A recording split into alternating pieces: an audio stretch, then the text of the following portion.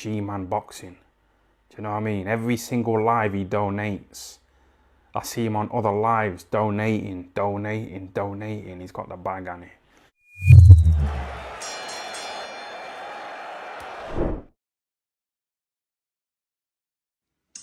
Hey, Tyson Fury here, aka the Gypsy King, the WBC heavyweight champion of the world, as you can tell.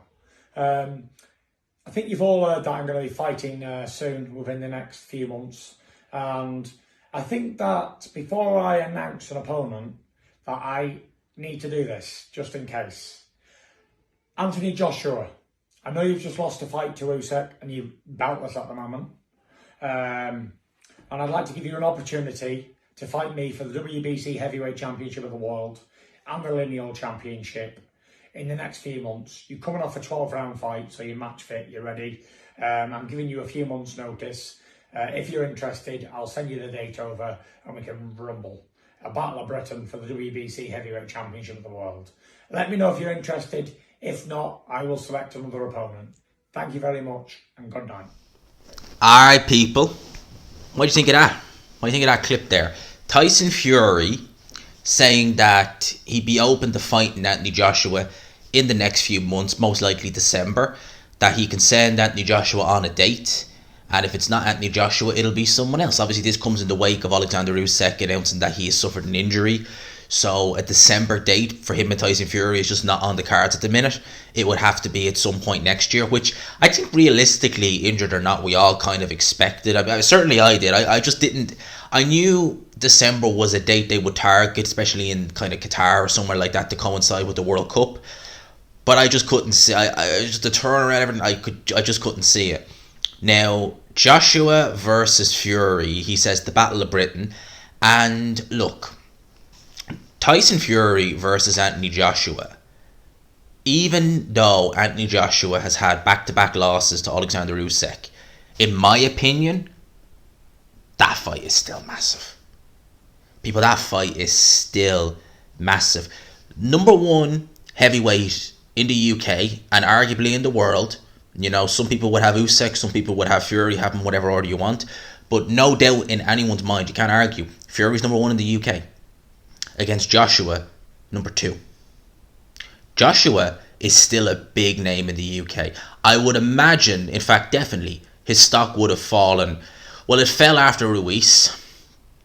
It fell again after. I think maybe the rematch as well didn't help the matter how kind of cautious Joshua was. It fell again after Usyk in September last year, and it's definitely taken another hit this time. However, it's not like Joshua couldn't do the O2. He could easily fill that out. Easily. Against pretty much anyone. Him against Fury is a massive fight, people. Still, even now, it's a massive fight. And I always suspected that if Joshua had beaten Usyk, this fight would be just a case of it's pretty much done. The Usyk one, I was kind of a bit more, what will happen? I still think the Usyk one.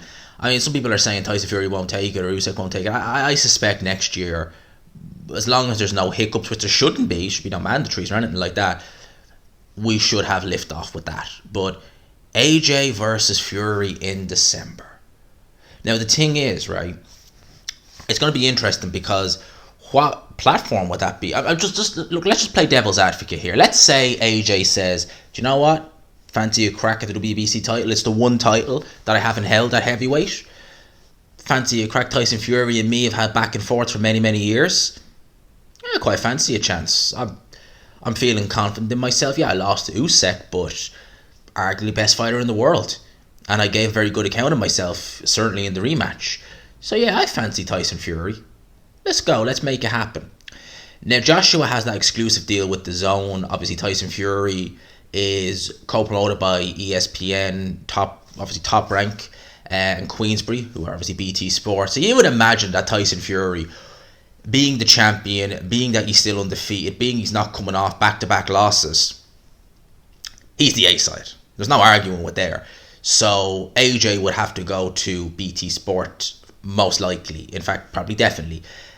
Can't see that happening, unfortunately, as much as I'd like it. Can't see that. But the fact of the matter is, DAZN obviously the Zone and Eddie Hearn were banking on Joshua winning against Alexander Usyk in the rematch with that big 100 mil a year, 2-fight a year deal with the Zone. They were going to, obviously, if he won, he would have, it would have been sky's the limit for Anthony Joshua. Obviously, now that he's lost, you would imagine the Zone have contingency plans put in place. And maybe Eddie Hearn and Joshua would just think, you know what? Let's try it. I mean, it's more money than we get for fighting Dylan White. It's more money than they'd probably get for fighting Dylan White and Derek Chisora combined. And it's a bigger fight than both those fights combined. It's still a huge fight in the UK. Easily do Wembley. Could they risk doing it? Would they do it? Would they really do it? And even probably if they open bidding to Saudis, I mean, sure, they definitely bid for it. So it'd be an interesting one. Could it potentially happen? Like, I'm playing devil's advocate here and saying, speaking like it will. I doubt it very much. I doubt that they would risk Undisputed against someone as game as AJ or as dangerous potentially. And some people could say, gee, he's not that dangerous. Look, I'd pick Tyson Fury every day of the week to beat Anthony Joshua at this point. Yes, I would. But Joshua has punching power. He can punch in either hand. And I think Joshua has the style there, or at least he certainly did have at one point the style to give Fury some issues. Do I think he will now? Probably not. No, I'd probably pick Fury confidently. In fact, definitely pick Fury very confidently to beat Anthony Joshua now. But there's still a risk. There's always a risk of heavyweight. I mean, upsets happen when you least expect them, hence the reason why they're called upsets. I mean, I gave Andy Ruiz a very good shot against AJ, but in reality, I didn't think he'd win in the first fight. I just thought, like, he has the potential there to fiddle him around and mess him up, but can't see him winning. And he goes ahead and knocks Anthony Joshua out, stops him in 7. I mean, like, I got, after that fight, because I stayed up for that fight, I went and had to go for a walk after that because I was just trying to comprehend in my mind, what the hell did I see? What the hell just happened? And it was a crazy one. I mean, that really was just, that one was right up there, because I was literally, like, walking around like, did that just happen? Did I actually just witness that? So you never know. Joshua, Fury, Joshua. I'd watch it. I'd still, even now, like, I would watch it. Frank Warren and Eddie Hearn. Tyson Fury, Anthony Joshua. Chuck Bob Arum on top of that. John Fury, AKA Skins. Does he fancy taking on John Fury? I know who my money be on.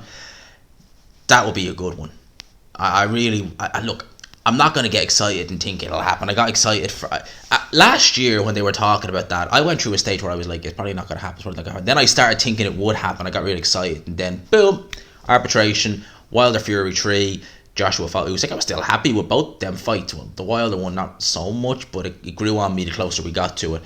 But I would have rather have seen both guys fight. Now, I'm fairly sure Tyson Fury wins, but I'd still like to see, as a fan, I'd still like to see it. I would. Again, would Team Fury really risk such a dangerous fight with Undisputed looming? I mean, obviously, if it was a voluntary, Fury would have a rematch clause. So there's that. And again, a rematch is a big money fight, but it just delays Undisputed, if you get me. It just delays it. And, with Joshua and Eddie Hearn, would they like to try and rebuild? I mean, ideally, if I was managing Joshua, I'd say, no, don't take the Fury fight. Let's just have some comeback fights. Let's work with Robert Garcia. Let's go to America and train over there, and let's work on getting more out of you, rather than going in there with Tyson Fury and having another loss, a third loss in a row. That could be curtains, but maybe it'd be curtains anyway. I mean, maybe if Anthony Joshua trains with Robert Garcia, has a couple of comeback fights, it won't fix the issues that are there. Maybe on the surface it would look better, but when he steps up, maybe issues would happen again. Who knows? Let me know your thoughts in the comment section. Do you think Fury will have a fight by the end of the year? Let's remember 2020. Who remembers 2020 when Tyson Fury, and Frank Warren even said Tyson Fury was set to fight at the Royal Albert Hall? I don't believe there was ever going to be fans at attendance, but there was a lot of talk that Fury would have an interim fight. An interim fight before Joshua or before Wilder. It never materialised.